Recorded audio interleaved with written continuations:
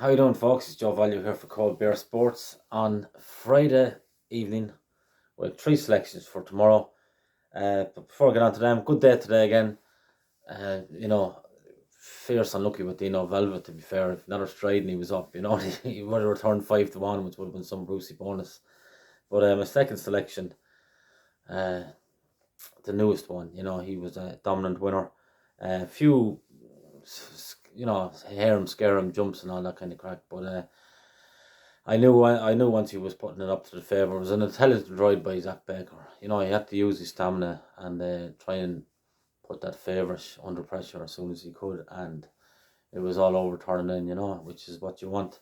Uh, so yeah, it's a profitable day again, and good keep the ball rolling, as a fella says. Uh, One horse after running the Patreon service that's after winning there as well. So all good so far, so good for the day. Hopefully keep it rolling. So just moving on to tomorrow, and 12:10 at Newbury. This is a very interesting mare's race. There's a lot of good horses in it. The mare that was third in the champion bumper last year in Cheltenham is in a Esquire or ST Bell or whatever you call her, Skelton's one. There's a few, really promising mares in it.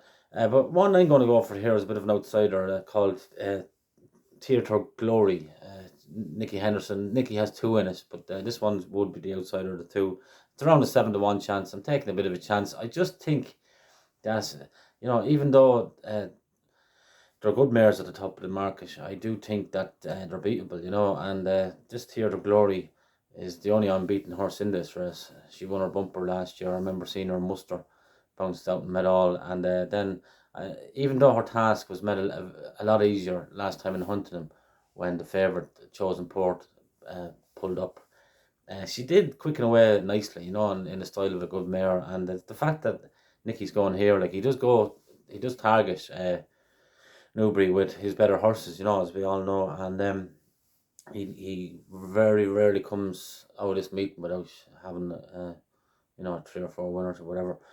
But yeah, so Theatre of Glory at the prices, she's around 7-1, and she's been nibbled there. She was 8-1 yesterday when I was having a look, and there's a few quid knocking around for her. So look, point win there, 7-1, Theatre of Glory in the 12:10 at Newbury. Second race at Newbury, every man and his dog is talking about this Mr. Incredible, but I'm more a form man than listening to tips and all this kind of crack. I do, I respect some people's opinion, which is fine. But all in all, the whole team here, to be honest, were form students, and that's what we base our selections on. So this 12:40 at Newbury is going to be no different. I'm going to go for a High Senior or a High Senor. He beat Brave Man's Game in a hurdle race in entry last year, which now looks a very, very good form indeed.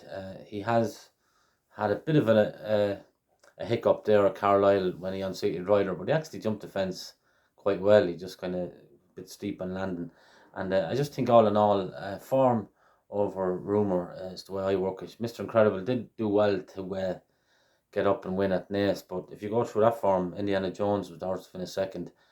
He got beat after doing everything perfectly at Punchestown earlier on in the week by a horse called Bustletown.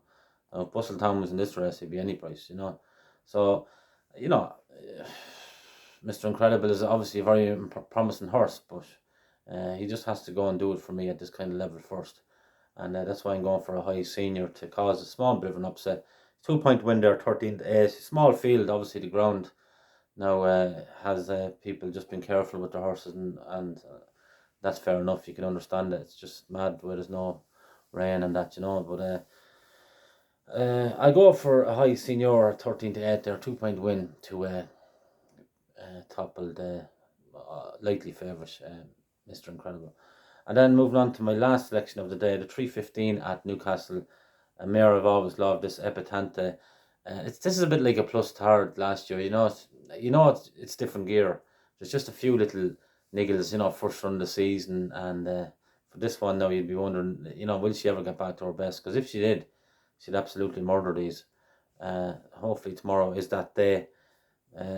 Seemingly the stable, listen to lads talking, and on different interviews and all that with Nicky Henderson, and they seem very happy with her, and she's has her own pep in her step, this kind of jazz. So look, you take what Nikki says now, whatever way you want to.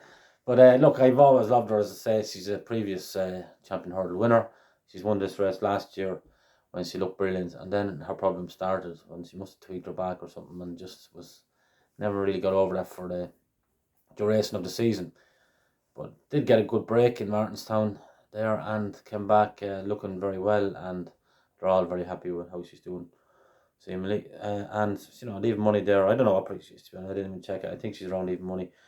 It's worth a 2 point win to show her class. And at the end of the day, I think there's very few challengers for Honeysuckle, and if there is going to be this one, she might be a bit of a challenger to her anyway, considering the fact that actually has won a champion hurdle before. When you see what's second favourite now, Sargent, horses like that, good horses in their own right. But this one at 16-1, I wouldn't put anyone off having a small few quid each way on for the champion hurdle, because it's a long way off, and who knows what will Honeysuckle get there. I'd rather be back in this one at 16s each way than Honeysuckle at 6-4. That's the way I'd be looking at it anyway. But she should win tomorrow. If she doesn't, you can forget about your 16-1 for the champion hurdle, that's for sure. Anyway, Joe Value for Cold Beer Sports. Thanks very much for listening, and should be back around this time tomorrow again, but hopefully a few more winners. Alright, take care. Have a good weekend. Joe Value for Cold Beer Sports.